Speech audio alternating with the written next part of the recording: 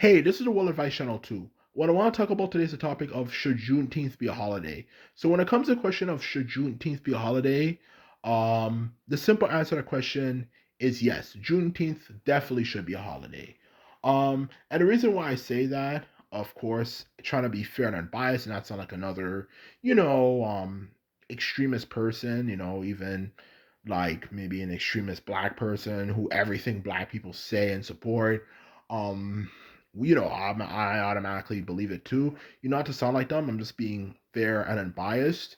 The truth of the matter is, when it comes to the idea of Juneteenth being a holiday, in a fair and unbiased way, when it comes to why I believe it should be a holiday, without any biases attached, it simply comes down to the fact of the matter, of the fact that it makes sense to make Juneteenth a holiday because of how pivotal um, racism, especially anti-black racism, has been in American history. So let me explain, okay? So when it comes to, of course, the topic of Juneteenth, that very controversial holiday, people are saying, America doesn't need Juneteenth, it already has enough holidays, yada yada yada yada yada yada yada, which I don't really believe is a talking point. The truth of the matter is why it makes sense for Juneteenth to be a holiday, not just another come off as another silly DEI woke crap, that we do hear about a lot, is it simply comes down to the fact of how pivotal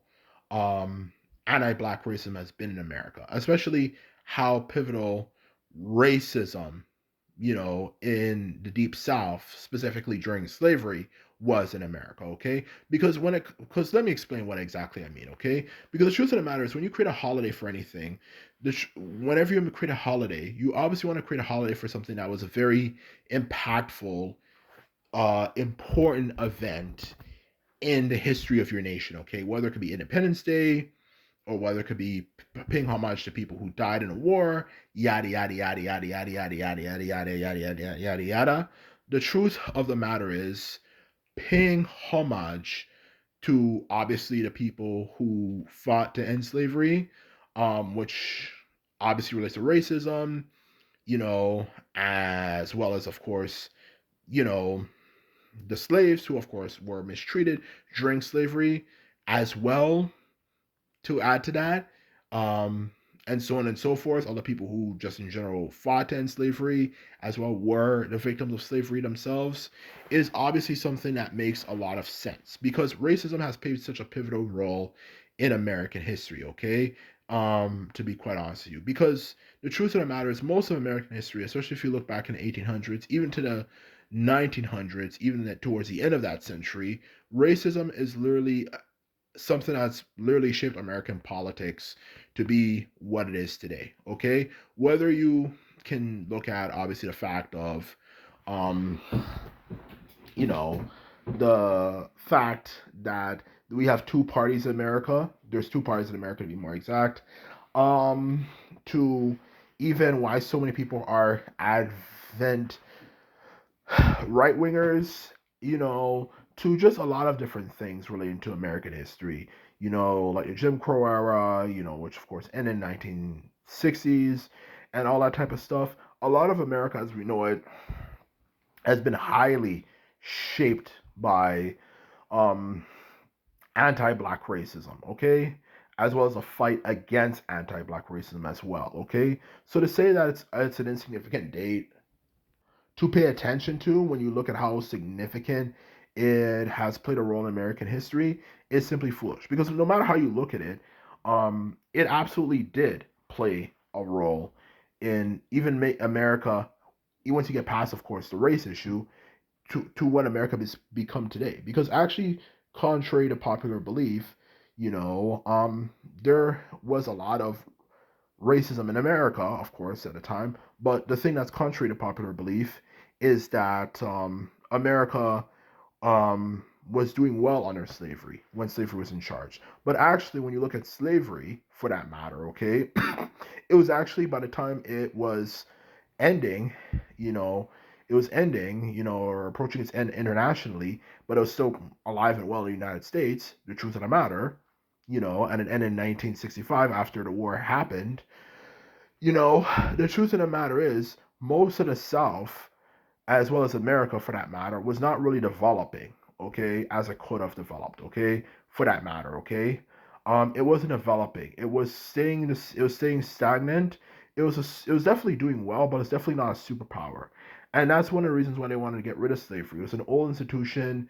It was not only something that, of course, surprise, surprise, surprise, surprise, surprise, you know, costly due to all the rebellions they kept on having, as well as, of course, the fact that you could obviously use machines at the time that could do way more work than any slave could ever do in their lifetime, or let alone in a long period of time, like a month or even a year, it may be a few days or even a few weeks, for that matter, when you take that into consideration with, of course, the machines that are developing at the time. The truth of the matter is, one thing that's definitely for certain true is that it was holding America back from developing like it could, which, of course, if you're American, you realize America has a lot of privileges that even to this day is ridiculous, okay?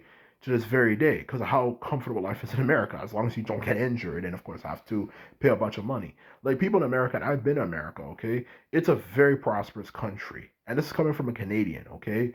It is ridiculously prosperous. You could eat like a king for literally for only like 50, $60 or something if you go to the right restaurant. Not just the portion sizes, but the food as well.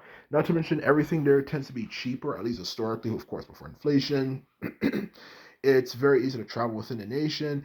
It is truly like a miracle if you live in America. There's so many things to do and so on and so forth. And the reason why they have those comforts is because they ended slavery. If America was did not end slavery and the Confederacy won the Civil War, not only would America's existence been in question, the thing that's also very true is America, wouldn't be as rich as it is today. Even if the Confederates, of course, conquered the North, America would have still been a backward nation that wouldn't have been getting anywhere, because for that matter, because it was an old institution, and obviously, like any institution that's old, it needed to be replaced for that matter. Okay, so what my point is that the very safety and comfort of America and its very existence is based on ending, of course, no surprise, slavery for that matter. Okay, if America didn't end slavery, it wouldn't be what it is today now, or ever for that matter. So the fact that they ended slavery for that matter is what made America so rich and prosperous as it is today, and really defined the nation even more than World War One and World War Two, as the very existence of the nation was in question because of the South. And the South itself, from what we can read and what we can look up, in short, if they actually won a civil war, America would have probably, even their states would have collapsed. Not only were they in financial turmoil, they were using a system that was outdated, and they actually didn't have they were actually planning to launch a war against Mexico, which literally every historian could literally tell you would have ended in disaster.